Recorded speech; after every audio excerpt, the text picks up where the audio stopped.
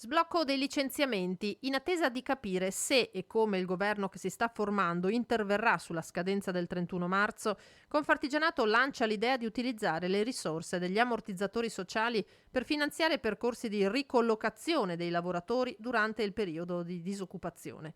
In questo modo si eviterebbe di buttare all'aria 24 mesi, accompagnando l'eventuale passaggio di lavoratori una volta riqualificati ad altri impieghi.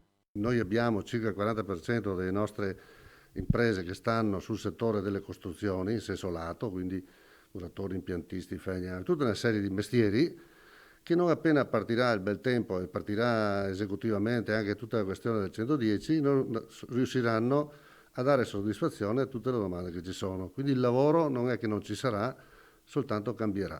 E quindi se il lavoro cambia noi dobbiamo usare il tempo in cui le persone sono sospese da un certo lavoro per riconvertirle ai nuovi lavori o alle necessità del nuovo mercato.